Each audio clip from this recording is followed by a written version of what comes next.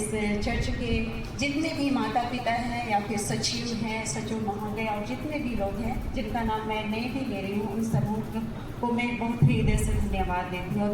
और हमारी बहनों के लिए भी हम धन्यवाद देते हैं जो इस समय में हमें अपनी परमेश्वर के वचनों के द्वारा हमें मैं आशीषित हूँ। मैं बतलाना चाहती हूँ कि यहाँ गुमला में युष्मा महोत्सव, सूरज प्रेमानी भाई को आप लोग जानते होंगे, ये मुंबई से हैं और यहाँ 15-16 मई महीना में हो रहा है। यहाँ सभी चर्चों के लिए ये आवेदन आया हुआ है, निमंत्रण भी है। और मैं इससे पहले कि कुछ इनके बारे में बतलाऊँ, मैं खुद के बारे में बतलाना चाहती हूँ कि परमेश्वर ने मेरे जीवन में कैसा बदलाव किया। यूँ तो मैं इसी परिवार से हूँ, पर मैं मसीह को नहीं जानती थी, यीशु मसीह को, उसके सच्चे प्रेम को नहीं जानती थी। मैं सांसारिक जीवन जी रही थी, हर तरह से अभिलाषाओं से भरी हुई थी, जो अनैतिकता का पाप जो आप लोग जानते हैं, जो जैसे कि वचन में बतलाया गया कि जैसे मार्था और मरियम कैसे अभिलाषा में, मरियम जो थी प्रभु के चरणों में समय बिता रही थी और मार्था क्या थी, वो सांसारिक बातों में मन लगा रही थी। बस मेरे साथ भी वही है। मैं बचपन से लेके बड़ी हुई और हर तरह की सांसारिक बातों में फंस कर अपने अभिलाषाओं में जीवन व्यतीत कर रही थी। और जैसे जैसे ऐसा हो रहा था, मैं बहुत ज़्यादा बीमार पड़ते जा रही थी और मैं हार्ट पेशेंट थी बहुत ज़्यादा। और जैसे दवा खाती थी उतने ही ज़्यादा मुझको लगता था कहीं पर मैं गिर जाऊँ, किसी जगह मेरा डेथ हो जाए। और मेरा मन में कोई चैन नहीं था, कोई शांति नहीं था। वैसे तो मैं बाइबल पढ़ती थी, प्रार्थना करती थी, पर प्रभु को कभी ऐसा उसके निकटता में महसूस नहीं की थी। और एक दिन ऐसा हुआ कि जब मैं यहाँ गुमला की बात बता रही हूँ, जब मैं रास्ते से जा रही थी, डॉक्टर के पास जा रही थी, उस समय उस जगह में डॉक्टर मुझे नहीं मिला। और फिर जब मेरे भाई मुझे अपने घर ले जा रहे थे, उस समय लग रहा था कि मेरा शरीर में कुछ जान नहीं है, अब मेरा प्राण निकल जाएगा। और मैं उसको बोल रही हूँ कि आप रुकिए, मुझको मैं रोकने के लिए उसे बोल रही हूँ कि मैं बढ़ नहीं सकती, मेरा प्राण निकलने पर मैं मर रही हूँ। और उस समय वो जैसे गाड़ी को रोका, स्पीड में था, फिर जैसे गाड़ी को रोका, मेरा शरीर पूरी तरह से रास्ता के उस तरफ नाला के बगल में ये हो गया और पूरा मेरा शरीर शून्य पड़ते चला जा रहा था।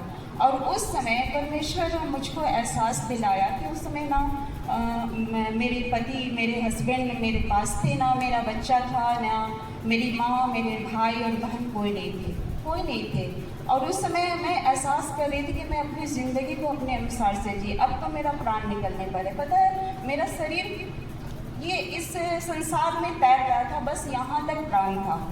और उस समय मैं बस यही परमेश्वर को बोली कि प्रभु, मैं तो अपना ज़िंदगी अपने मनमानी की, अपने अनुसार से, हर प्रकार की भोग विलास और धन दौलत के पीछे मैं यहाँ गुमला ब्लॉक में भी काम करती थी।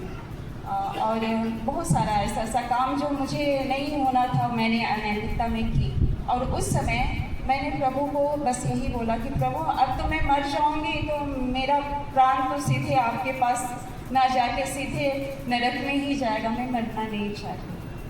और उस समय बस यही बोली, प्रभु, अगर आप मुझे रखना चाहते हैं तो रख लीजिए, अगर आप मुझे लेना चाहते हैं तो ले लीजिए, पर मुझे माफ़ कर दीजिए, मेरे सारे पापों को माफ़ कर दीजिए।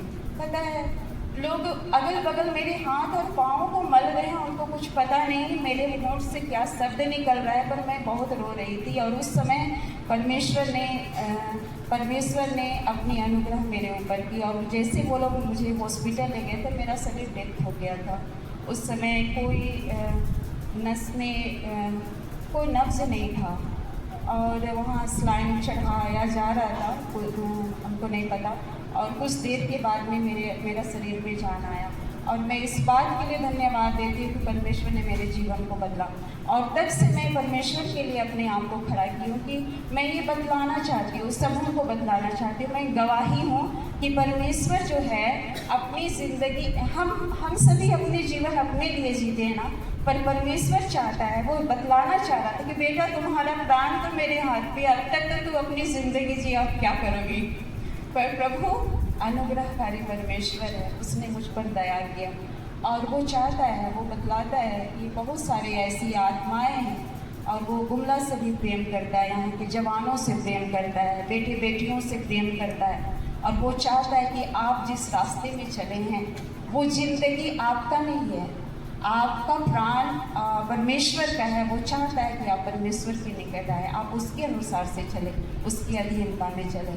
और इसलिए प्रभु ने मुझे एक गवाही के रूप में खड़ा किया और मैं जहाँ कहीं भी स्वतंत्र रूप से सेवा में करती हूँ और हमें प्रभु के निकटता में जीवन जीना है।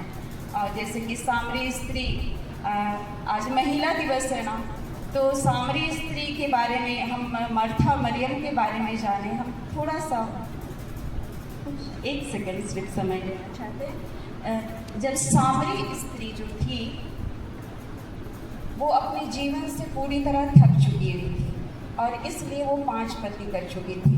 वो खुशी चाहती थी, वो ऐसा शांति चाहती थी, ऐसा सुकून चाहती थी जो संसार में ढूंढ रही थी, पर उसे वो सुकून और शांति उसे नहीं मिला। जब यीशु मसीह उसके पास आ जाता है ना, तो वो सारा चीज़ वो ख़त्म हो जाता है और वो आनंद से भर जाती है और पता है पूरे सामरिया में वो प्रचारक बन जाए, पर एक गवाही बनती है और एक एक लोगों का जीवन को बदलती। आज हमें इस महिला दिवस में हमारी बहनों को, सिर्फ बहनों को नहीं भाइयों को भी आना है कि और जब परमेश्वर हमारे जीवन में गवाहियों को दिया है तो गवाहियों के द्वारा हमें एक दूसरे का जीवन को बदलना, हमें खड़ा होना है। प्रभु को बहुत धन्यवाद देते हैं, आपने ये सुंदर समय दिया। इसके बारे में बतलाना चाहती हूँ, जो स्वर्ण भूमि मैरिज हॉल गुमला, ये होता है बाईपास रोड डुमरडी उर्मी और सेंट जोसेफ हॉस्पिटल के बगल में, जो आपका बाईपास रोड में पड़ता है। आप लोग जरूर से जरूर आइए। ये सारे चर्चों के लिए है और वचन सुनने के लिए। परमेश्वर चाहता है अंतिम दिनों में अपनी आग बूंद देना और वो आग है पवित्र आत्मा का बपतिस्मा। प्रभु को हम धन्यवाद देते हैं और हम ये कहना चाहते हैं कि इस मंडली के जितने भी जवान बेटे बेटियां हैं, अगर वे लोग आगे आना चाहते हैं, परमेश्वर के राज्य के लिए काम करना चाहते हैं, आत्माओं को बचाने के लिए, तो आप लोग स्वतंत्र रूप से आ सकते हैं। आप जिस कलीसिया में हो उसी कलीसिया में जुड़े रहो, परमेश्वर आपको बहुत आशीष दे और आपकी कलीसिया में बेदारी आएगा। हम इसके लिए धन्यवाद देते हैं, परमेश्वर ने ये मौका दिया आप लोगों के बीच में अपनी गवाहियों को और इस छोटे से संदेश को बतलाने के लिए बहुत बहुत धन्यवाद। सबों को यीशु मसीह।